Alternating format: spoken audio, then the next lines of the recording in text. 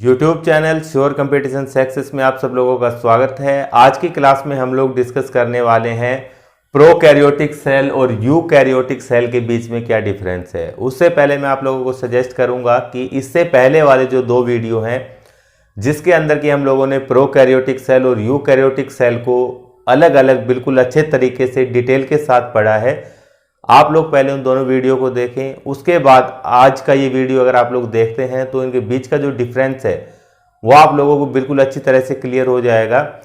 तो चलिए बिना किसी देरी के स्टार्ट करते हैं हम आज की क्लास। तो देखिए सबसे पहले यहाँ पर प्रोकैरियोटिक सेल है। अगर हम बात करें कि जो प्रोकैरियोट्स हैं, ऐसे ऑर्गेनिज्म जो कि प्रोकैरियोटिक सेल से बने हुए होते हैं, तो उनकी ऑर्गेनाइजेशन कैसी होती है। तो देखिए ये जो ऑर्गेनिज्म होते हैं जो कि प्रोकैरियोट्स हैं वो यूनिसेलुलर होते हैं, यानी कि सिर्फ और सिर्फ एक ही सेल से बने हुए रहते हैं। तो पहला हम लोगों को पॉइंट मिला है कि टाइप ऑफ सेल कैसा होगा। तो जो प्रोकैरियोट्स है या फिर प्रोकैरियोटिक सेल डिफरेंस पढ़ रहे हैं ना, इसके अंदर जो ऑर्गेनिज्म होंगे वो कैसे होते हैं, यूनिसेलुलर ऑर्गेनिज्म देखने को मिलेंगे।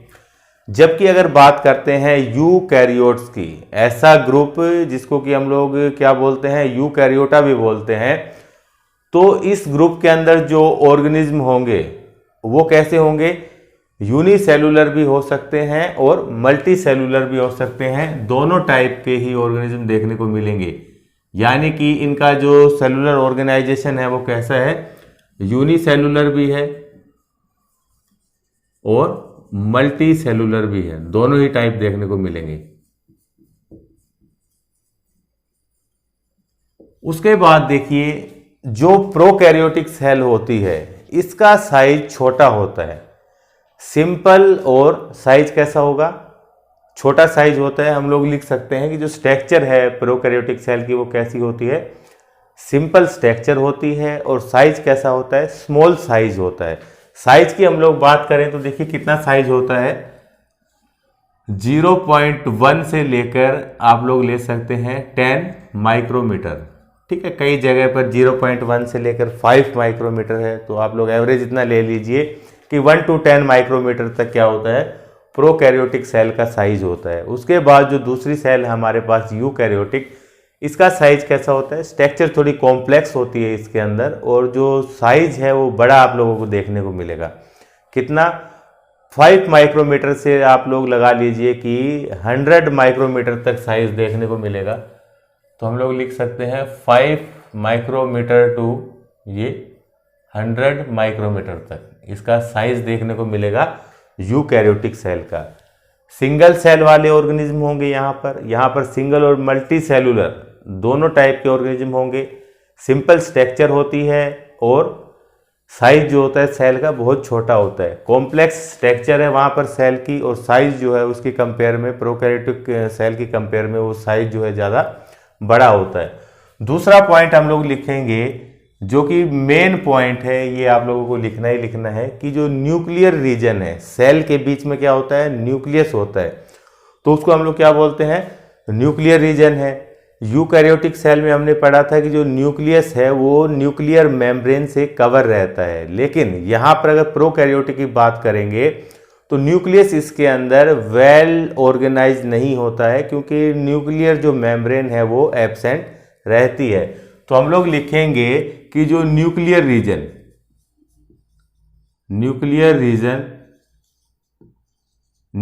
के बारे में क्या लिखेंगे, पुअरली डिफाइंड लिख देंगे, पुअरली डिफाइंड। न्यूक्लियर रीजन जो है वो वेल डिफाइंड नहीं होगा, वेल ऑर्गेनाइज नहीं होगा। कैसा होगा, पुअरली डिफाइंड होगा। क्यों होगा, क्योंकि न्यूक्लियर मेम्ब्रेन नहीं है, न्यूक्लियस का पता वहां पर नहीं चलता है। दूसरी साइड में हम लोग देखते हैं यहाँ पर, तो जो न्यूक्लियर रीजन है ये कैसा होता है, वेल डिफाइंड होता है, वेल डिफाइंड या फिर वेल ऑर्गेनाइज भी आप लोग लिख सकते हो। ये सबसे मेन डिफरेंस है, ये आपको लिखना है। किसी के पूछने पर यही वाला डिफरेंस अक्सर बताते हैं। उसके बाद एक दूसरा डिफरेंस भी है कि जो ऑर्गेनल पाए जाते हैं सेल के अंदर वो भी यहाँ पर मेम्ब्रेन बाउंड होते हैं, यहाँ पर मेम्ब्रेन बाउंड नहीं होते हैं। आगे इसके बारे में डिस्कस करेंगे। तो दो डिफरेंस आप लोगों को बिल्कुल क्लियर है। उसके बाद तीसरा डिफरेंस यहाँ पर देखिए, जो मैं अभी आपको बता रहा हूं कि मेम्ब्रेन बाउंड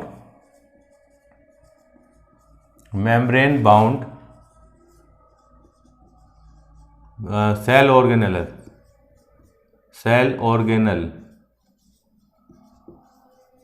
ये प्रेजेंट नहीं होते हैं यहाँ पर, जबकि ये वाली जो सेल है यूकैरियोटिक, इसके अंदर मेम्ब्रेन बाउंड सेल ऑर्गेनल जो है वो प्रेजेंट होते हैं। समझ गए कि सेल के जो और दूसरे कंपोनेंट है उनमें भी मेम्ब्रेन होती है, यहाँ पर क्या होंगे, एब्सेंट होंगे। इसलिए जो सेल के ऑर्गेनल है ज़्यादातर यहाँ पर दिखाई नहीं देते हैं प्रोकैरियोटिक सेल के अंदर। यूकैरियोटिक सेल में मेम्ब्रेन उनको कवर करती है, तो वो यहाँ पर देखने को मिलते हैं। तो जो तीसरा और दूसरा डिफरेंस है, ये आपके मेन डिफरेंस है, ये आप लोगों को हमेशा याद रखने हैं। उसके बाद सेल ऑर्गेनल की बात हो रही है, तो देख लेते हैं कि कौन कौन से सेल ऑर्गेनल किस सेल के अंदर मिलते हैं और किस सेल में नहीं मिलते हैं। तो ज़्यादातर देखिए जो सेल ऑर्गेनल है वो प्रोकैरियोटिक सेल के अंदर नहीं होते हैं और यूकैरियोटिक के अंदर होते हैं। तो आप लिख सकते हैं कि जैसे एग्जाम्पल ले लेंगे, पहला माइटोकॉन्ड्रिया। तो जो माइटोकॉन्ड्रिया है, क्या वो प्रोकैरियोटिक सेल के अंदर प्रेजेंट होगा? तो यहाँ पर प्रेजेंट नहीं होता है। जबकि अगर बात करें माइटोकॉन्ड्रिया यहाँ पर प्रेजेंट होगा। माइटोकॉन्ड्रिया क्या है, यहाँ पर प्रेजेंट है। इसी तरीके से दूसरे ऑर्गेनल जैसे कि एंडोप्लाज्मिक रेटिकुलम,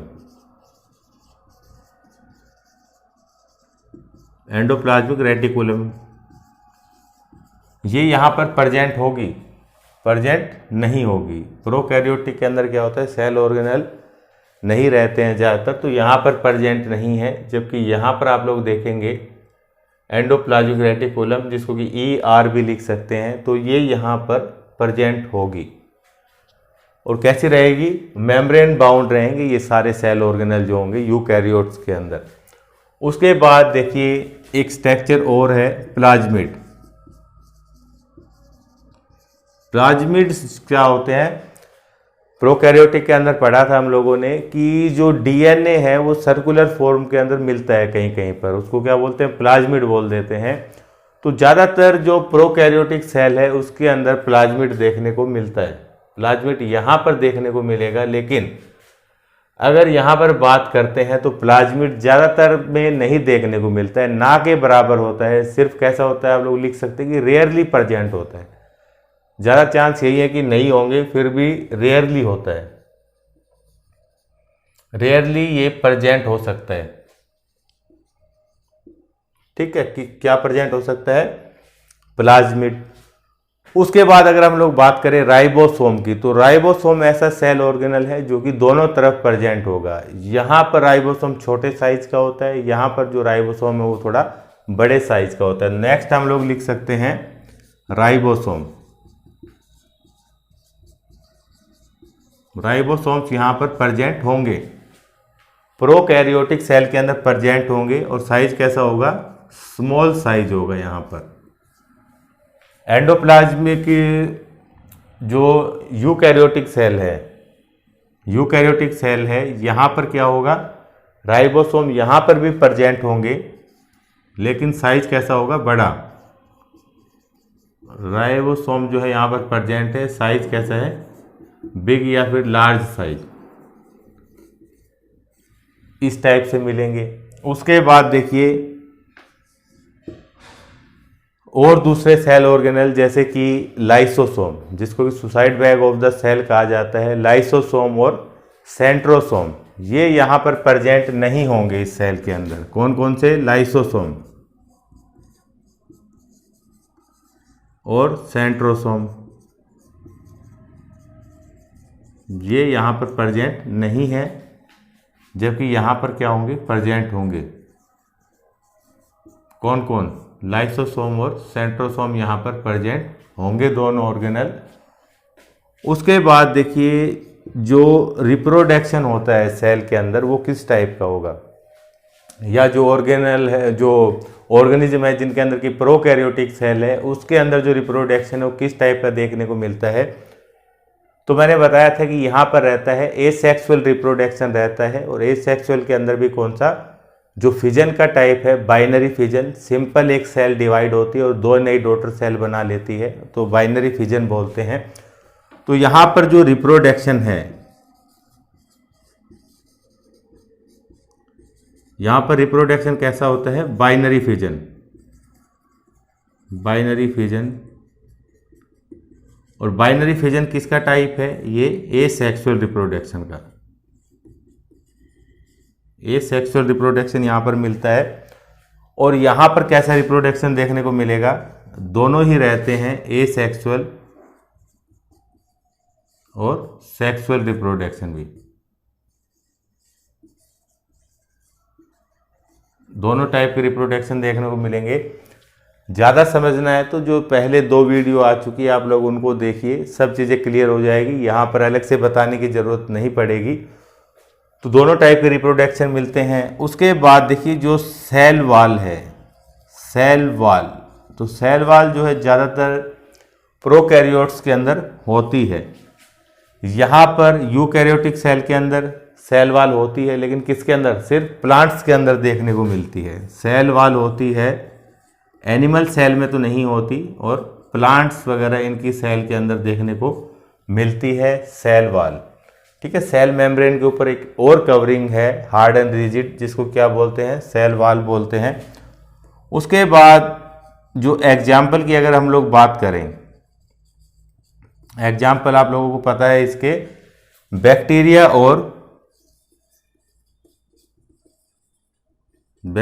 और आर्किया, इसके एग्जाम्पल है। या आप लोग इन दोनों को किस में बोल सकते हैं, किंगडम मोनेरा। यहां पर अगर एग्जाम्पल की हम लोग बात करते हैं तो यहां पर आप लोग ले सकते हैं जैसे कि जो एनिमल और प्लांट्स, ये किसके एग्जाम्पल हैं, यूकैरियोटिक सेल के हैं।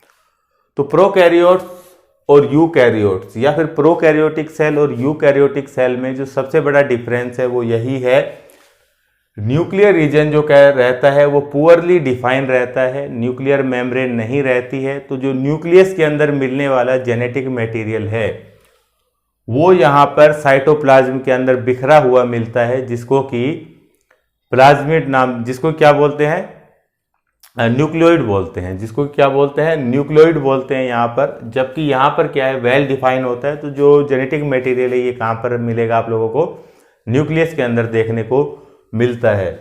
और मेम्ब्रेन बाउंड जो है सेल ऑर्गेनल यहाँ पर एब्सेंट होते हैं, यहाँ पर प्रेजेंट होते हैं। मेन डिफरेंस यही है। तो उम्मीद है आप लोगों को ये डिफरेंस अच्छी तरह से क्लियर हो गया होगा। तो ये 3 वीडियो अगर आप लोग देख सकते हैं तो ये चीज़ आप लोगों को हमेशा के लिए याद हो जाएगी, हमेशा आपके ब्रेन में ये चीज़ क्लियर रहेगी कि दोनों सेल के बीच में क्या क्या डिफरेंस होता है। तो थैंक यू, मिलेंगे नेक्स्ट क्लास में।